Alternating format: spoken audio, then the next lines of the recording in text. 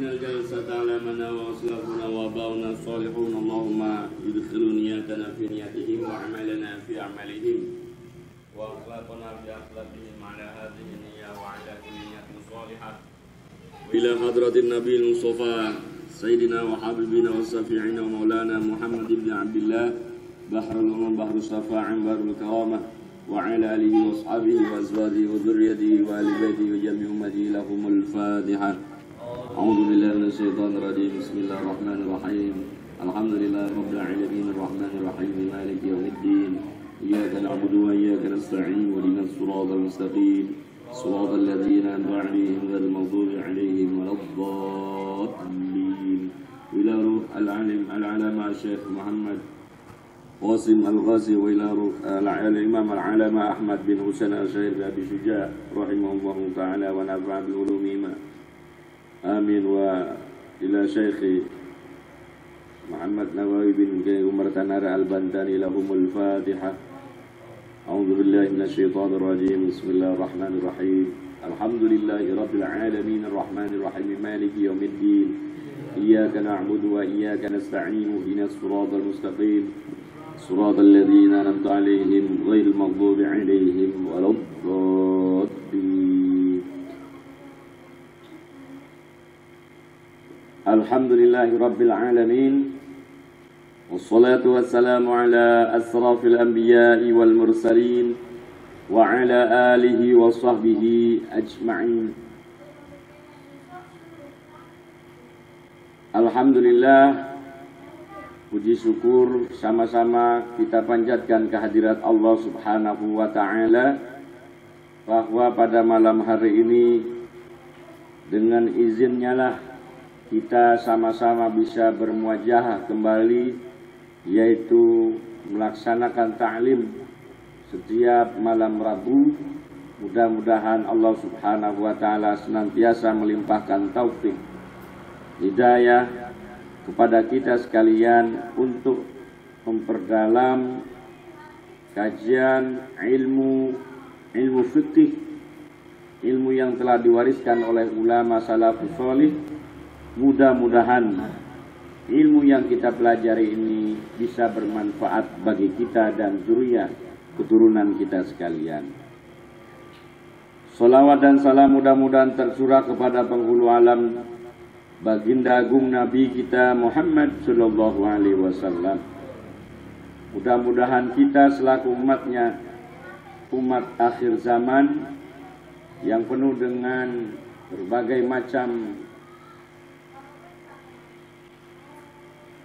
ujian, mudah-mudahan Allah memberikan kesabaran dan ketabahan bagi kita dan seluruh keluarga kita dan seluruh umat muslim. Jamia majlis musalla Baitur Rahim asabakumullah. Malam ini kita akan kaji kembali kajian ilmu fikih yang sudah berapa minggu lalu kita libur. Alhamdulillah, malam ini kita bisa dipertemukan kembali. Mudah-mudahan Allah senantiasa memberikan kemudahan untuk senantiasa kita bisa hadir di majlis ilmu, sehingga majlis ini bisa menjadi wasilah untuk menjadi teladan bagi generasi-generasi kita yang akan datang.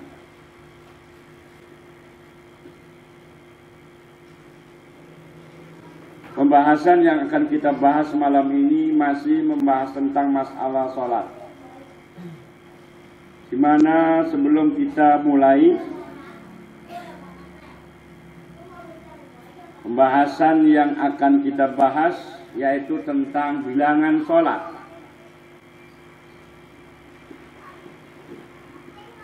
Di mana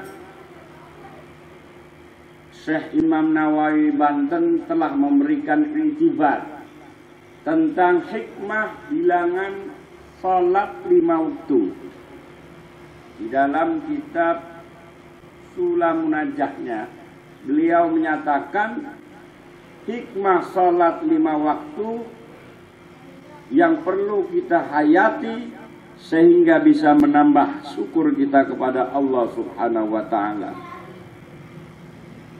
Yang pertama adalah hikmah sholat subuh. Sholat subuh adalah sholat yang dilakukan 2 rakaat,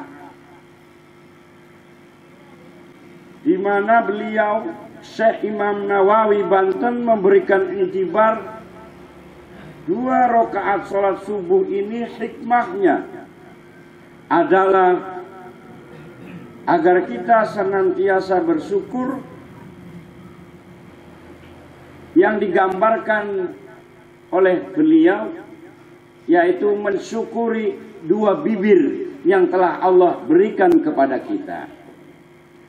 Dengan adanya bibir kita bisa diberikan kemudahan oleh Allah Subhanahu wa ta'ala untuk berbicara, merasakan hal-hal yang nikmat dan sebagainya. Kemudian yang kedua, Syekh Imam Nawawi Banten menyatakan hikmah sholat zuhur, di mana sholat zuhur itu dikerjakan 4 rakaat. Hikmahnya kita hendaknya bersyukur. Beliau mengitibarkan 4 rakaat itu bagaikan 2 lubang hidung. Kita diberikan 2 lubang hidung, namun bisa mencium aroma dari 4 penjuru.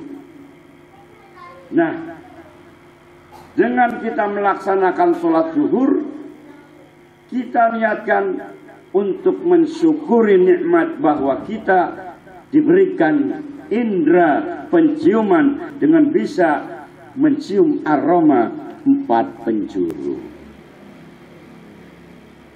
Dan yang ketiga, hikmah sholat asar, di mana beliau menggambarkan sholat asar itu bagaikan 2 lubang telinga. Dengan kita melaksanakan sholat asar, kita sama-sama niatkan bersyukur kepada Allah yang telah memberikan anugerah 2 pendengaran kita. Namun kita bisa mendengar dari 4 penjuru, karena sholat asar dilaksanakannya 4 rakaat. Kemudian hikmah yang keempat yaitu melaksanakan sholat maghrib, di mana sholat maghrib 3 rakaat. Syekh Imam Nawawi Banten menggambarkan, mengitibarkan 3 rakaat sholat maghrib yaitu bagaikan indera penglihatan atau mata. Dengan kita melaksanakan sholat maghrib, kita sama-sama niatkan bersyukur kepada Allah Subhanahu wa ta'ala yang telah menganugerahkan 2 indera penglihatan, sehingga kita bisa melihat ke depan, bisa melihat ke samping kanan, bisa melihat ke samping kiri.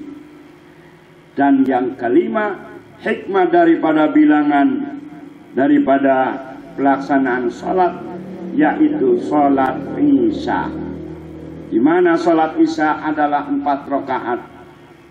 Syekh Imam Nawawi menggambarkan 4 rakaat ini bagaikan 4 rasa. Allah Subhanahu wa ta'ala menganugerahkan 4 rasa. Dengan melaksanakan sholat isya, kita sama-sama mari niatkan bersyukur bahwa Allah telah menganugerahkan ada rasa manis, ada rasa pahit, ada rasa panas, dan ada rasa dingin. Dengan demikian, mudah-mudahan sholat yang kita laksanakan dari mulai sholat subuh hingga sholat isya, mudah-mudahan kita bisa meningkatkan rasa syukur kita kepada Allah Subhanahu wa ta'ala. Dengan meningkatkan rasa syukur, mudah-mudahan Allah menambahkan nikmatnya kepada kita sekalian. Amin ya rabbal alamin. Hadirin wal hadira asabakumullah. Baik, mari kita lanjutkan kajian kita malam ini. Qala muallifu rahimahullah wa nafa'ana bihi wa bi'ulumihi wa bidaraini amin ya rabbal alamin. Faslun utawi iki kula fasal fi adadi rakaati salati iku tetep ing dalam meretelaken wilangane pira-pira rakaat salat. Bab yang kita akan jelaskan malam ini adalah tentang bilangan salat, bilangan rakaat dalam salat. Wa rakaatul faraidi lan utawi piro-piro rakaate salat fardu ai fi kulli yaumin wa lailatin tegese ing dalam sekabehane dina lan wengi. Pelaksanaan salat fardu baik yang dilaksanakan pada waktu siang hari atau waktu malam. Fi sholatil hadari ing dalam sholat kang anak ing omah, sholat yang pas kita lagi nggak kemana-mana. Illa yaumal jumu'ati kejaba sholat dina Jum'ah. Iku sab'ata asyara rakaatan, yaitu ana 17 apane rakaatan rakaate.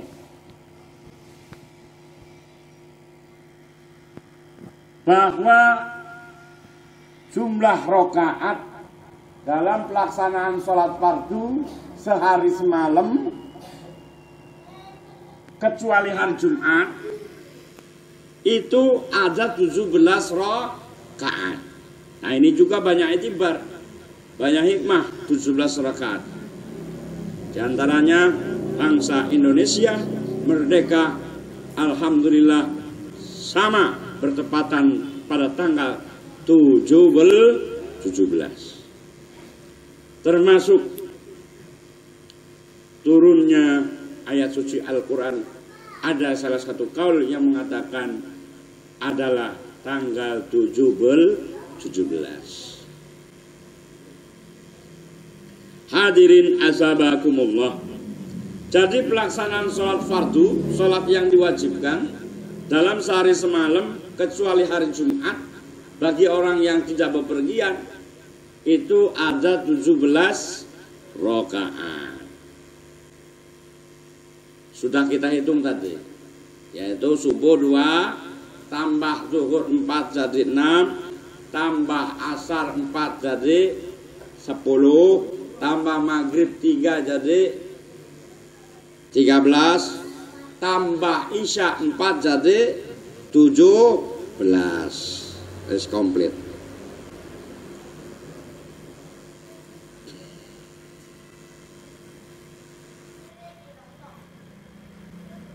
Amma yaumul jumati anapun utawi dina Jumat, adapun khusus pelaksanaan sholat yang dilakukan pada hari Jumat, sholat fardu, fa'adadu raka'atil faraidi, mongko utawi piro-piro wilangan sholat rakaat sholat fardu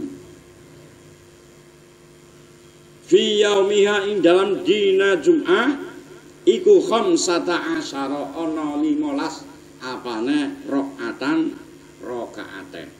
Khusus pada hari Jumat sholat fardu jumlah bilangan rakaatnya hanya 15. Jadi selain hari Jumat 17. Nah, kalau hari Jumat 15.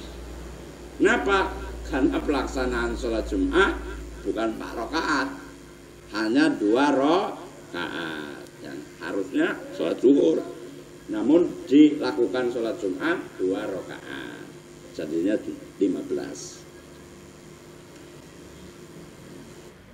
Wa amma adadu rakaati sholatis safar, anapun utawi piro-piro wilangan sholat lulungan, sholat dalam keadaan di perjalanan, sholat safar. Nah ini ada sholat yang disebut sholat dalam keadaan di perjalanan. Fi kulli yaumin dalam sekabehane dina lil qasiri kedue wong kang ngosor sholat. Iku fa ihda asyarata ono 11 apane rokaate. Adapun bagi orang yang melaksanakan sholatnya safar, sholat dalam keadaan di perjalanan, itu jumlah rokaat dalam sehari semalam hanya 11, lebih ringan. Yang tidak kemana-mana tadi 17, kalau hari Jumat 15. Kalau bagi orang yang sedang perjalanan alias orang yang melakukan safar, ya sholat qashar itu hanya 11 rakaat. Jadi ada tiga jenis itu. Wa qauluhu lan pengucape musannif fiha ing dalam 17. Adapun pengarang kitab ini mengatakan bahwa sholat yang sehari semalam 17 rakaat tadi iku arbaun ono papat wasalasuna lan 30 apane sajatan sujude. Sholat yang dikerjakan 17 rakaat sehari semalam, kita kembali yang awal yang 17 rakaat,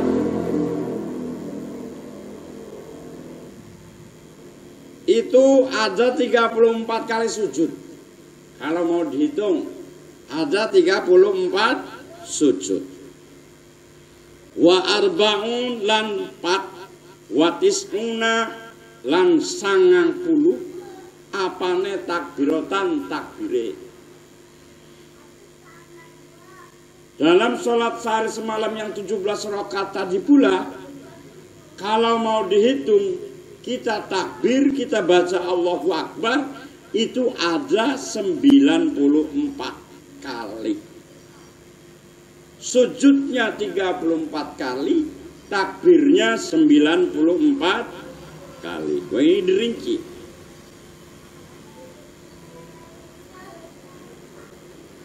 Watis tasyahudatin lan sanga macaan tahiyat, dan ada 9 kali kita baca tahiyat dalam 17 rakaat. Wa isru taslimatin, dan ada 10 kita baca salam assalamualaikum warahmatullah dalam 17 rakaat.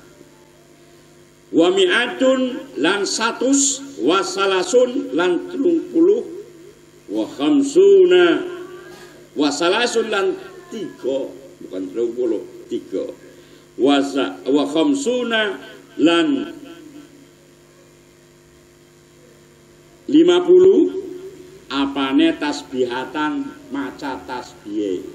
Dalam 17 rakaat kita bila dihitung ada 153 kali baca tasbih. Wa jumlatul arkani fi sholatilan utawi jumlahe pira-pira rukun ing dalam salat. Adapun semua rukun dalam pelaksanaan salat kalau kita hitung iku mi'atun 100 wasitatun 60 wasitatun 6 wa isruna lan 20. Atau dalam rukun sholat kalau kita hitung sehari semalam ada 126 rukun sehari semalam. Luar biasa, kita tinggal baca doang. Sudah dihitung semua sama ulama-ulama salafus sholih. Mudah-mudahan apa yang beliau karang, apa yang beliau tulis dan saat ini kita sedang pelajari, mudah-mudahan bermanfaat. Amin ya rabbal alamin. Jadi 126 rukun dalam sehari semalam kalau mau dihitung.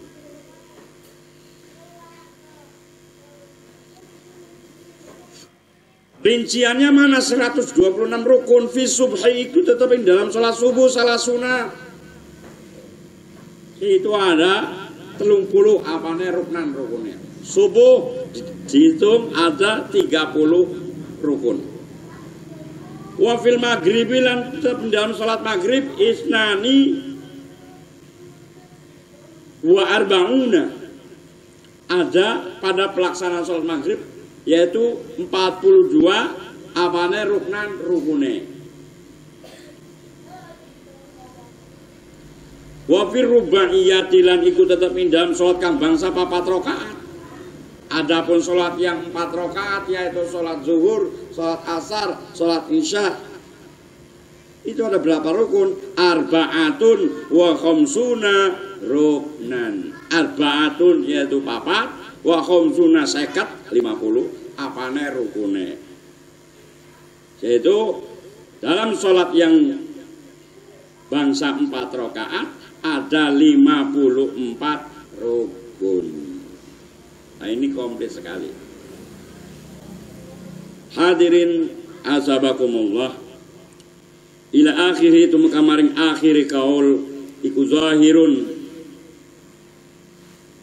ya nampak ya jelas sekali ghaniyun kang ora butuhani syari saking pertelo.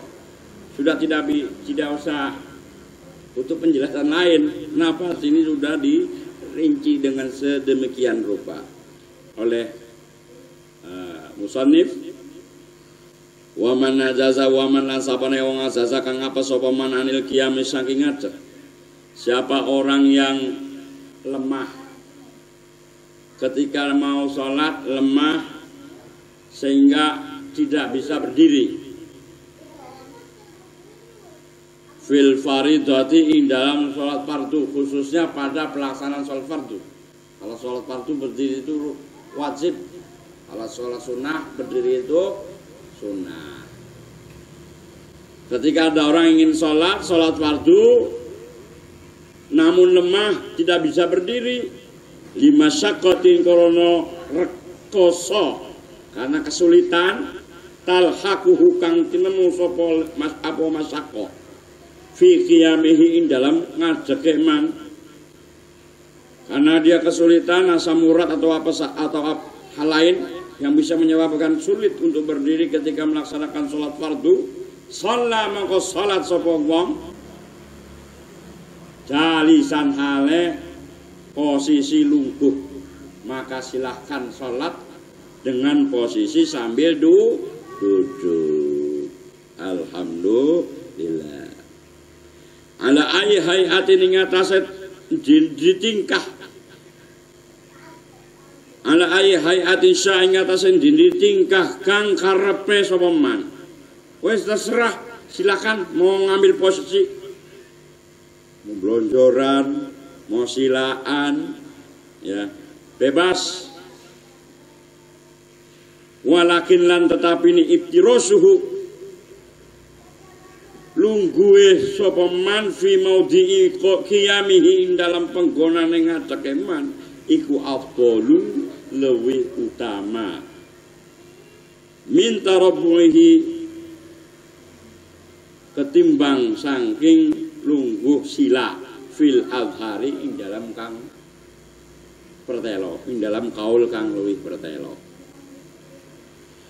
Bahwa di sini tadi diberikan kebebasan ketika kita sulit untuk melakukan sholat berdiri, maka dibolehkan sholat sambil duduk. Duduknya bebas, mau sila, mau blonjor, saja bebas. Namun yang lebih utama di sini dijelaskan oleh kaul azhar adalah iftiras, sholat posisi duduk, namun duduknya menggunakan duduk iftiras, yaitu duduknya seperti orang duduk tahiyat awal ya, iftiras, duduk tahiyat awal, duduk iftiras. kakinya diduduki yang kiri, yang kanan di. Nah, itu lebih utama ketimbang duduk sila, duduk selonjor. Ketika kita sulit untuk melakukan sholat sambil berdiri, maka silakan duduk. Namun lebih utama duduknya adalah duduk iftiras. Waman dan sapane wong ajaza kang apa sapa man ane julusi saking lungguh. Siapa orang yang kesulitan ketika sholat sambil duduk, duduk juga nggak bisa. Berarti kakinya sakit tau, pokoknya udunan, bisul. Waduh, nggak bisa lagi ini duduk. Siapa orang yang hendak melakukan sholat sambil duduk juga nggak bisa. Salah mangko sholat sapa wong mutadian hale tur miring. Silakan sholat sambil tidur miring. Alhamdulillah. Di Quran nggak ada nih. Si Al-Quran tidak ada. Ulama lah yang meracik hukum ini sehingga kita yang banyak sekali kesulitan untuk melakukan ibadah sehingga dipermudah oleh ilmu ulama yang begitu luas. Alhamdulillah.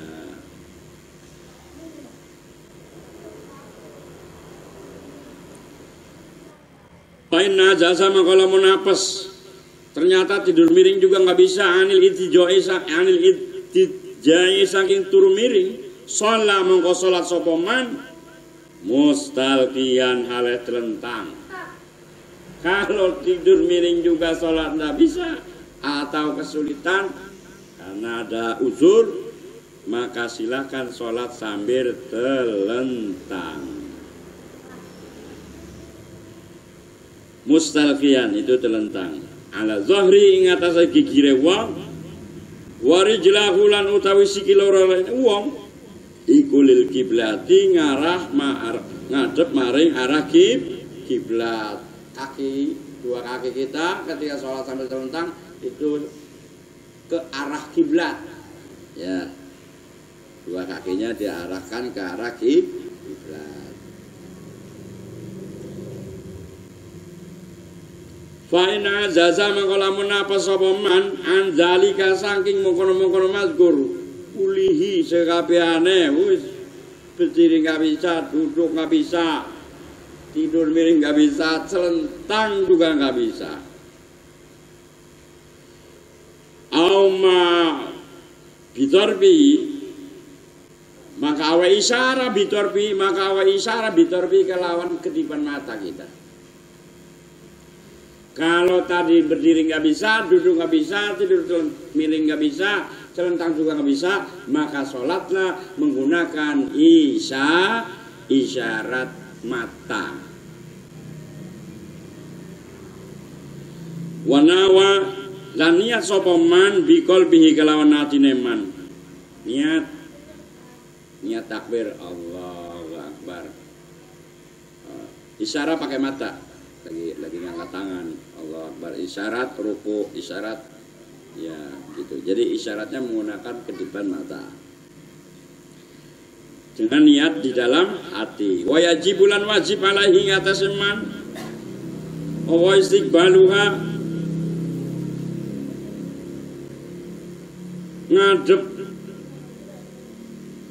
ngadep sapa man maring arah kiblat biwajhi kelawan wajah man biwat isyain kalawan nyelehakan sewiji-wiji tahta roksihi ing dalam ngisore sirahe man.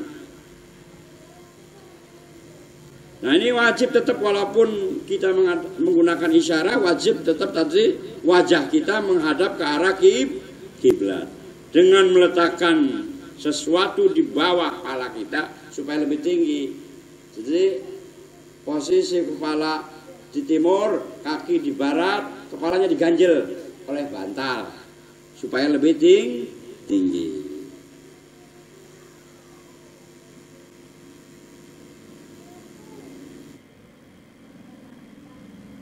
Wa yumiu lana wa isyara. Lawan wa isyara sapa man roh birosi kalawan siraiman.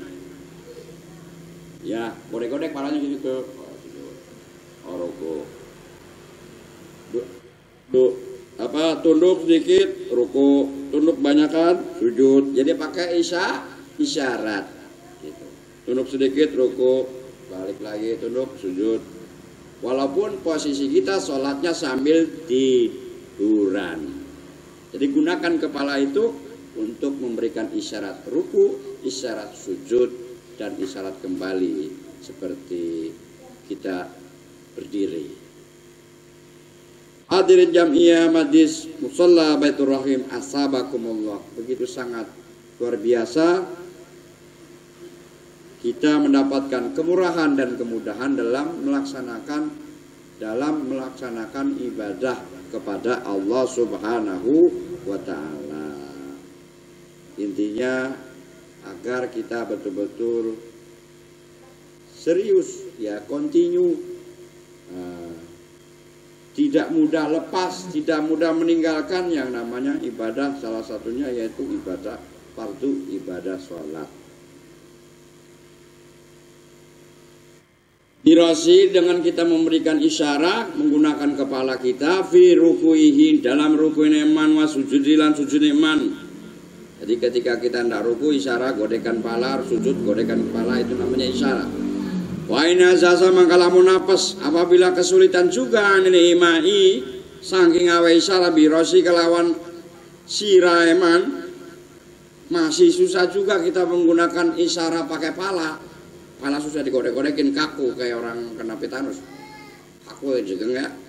Kena tetanus itu jegeng, nggak bisa digodek-godekin.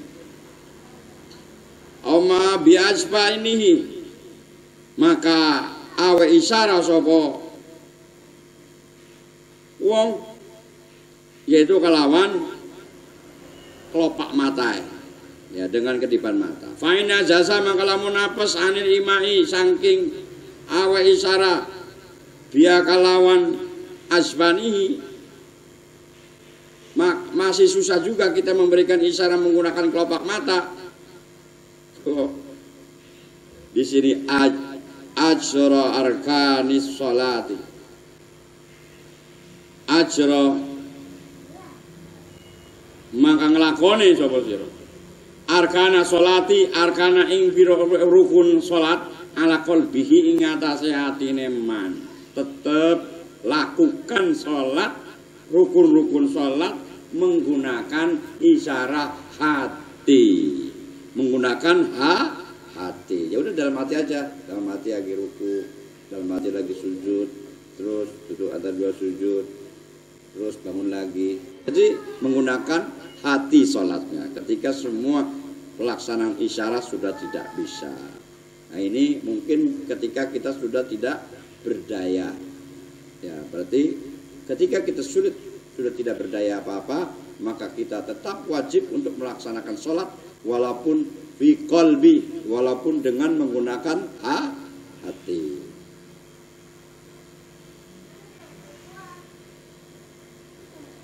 Walayat rukuha, lan ora kena ninggal sapa man ing sholat.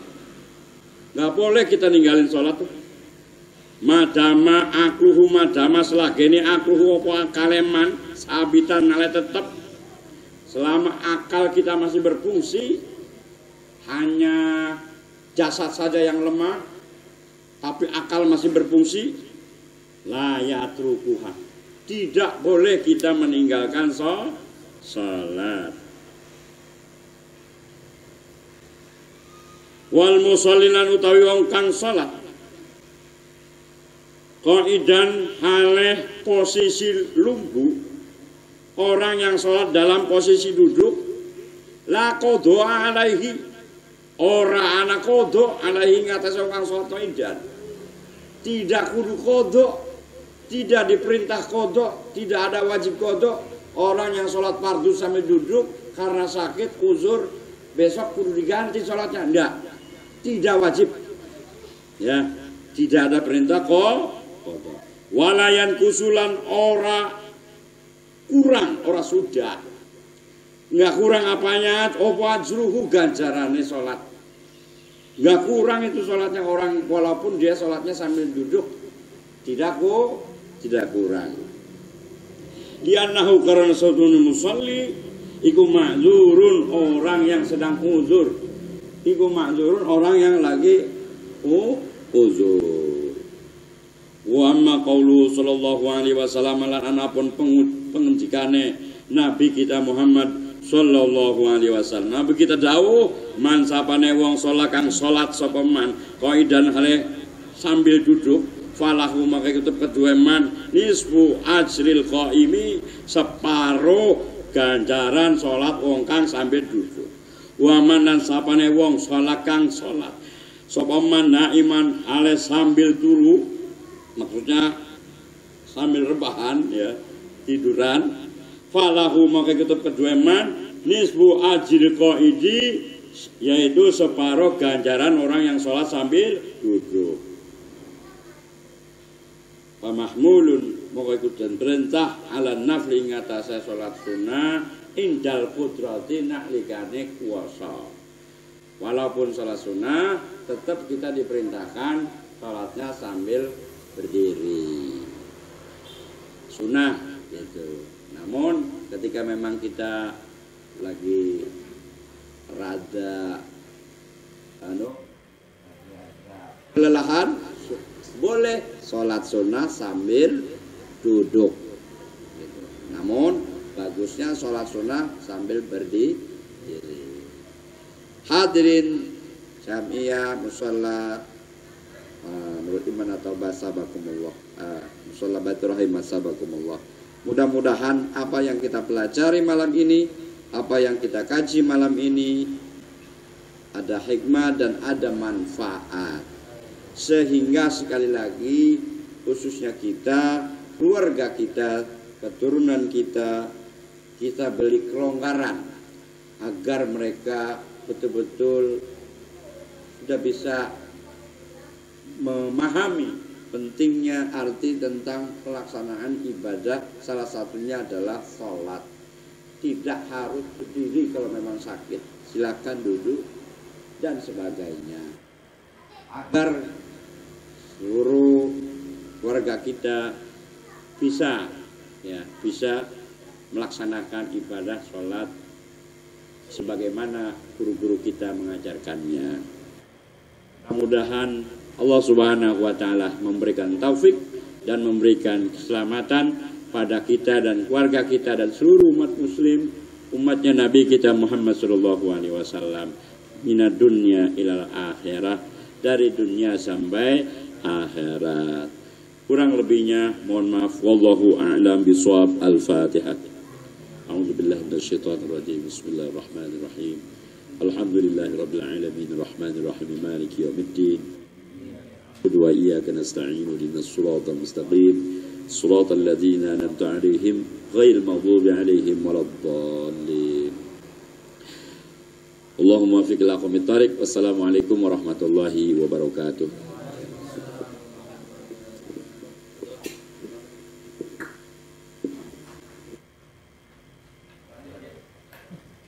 Wafana ya karim, wafana ya rahman, wafana ya rahim. Allahumma salli ala sayyidina Muhammad wa ala sayyidina Muhammad. Allahumma rabbana la tada' lana dhanban illa ghafartah wa la hamman wa la 'aiban illa satartah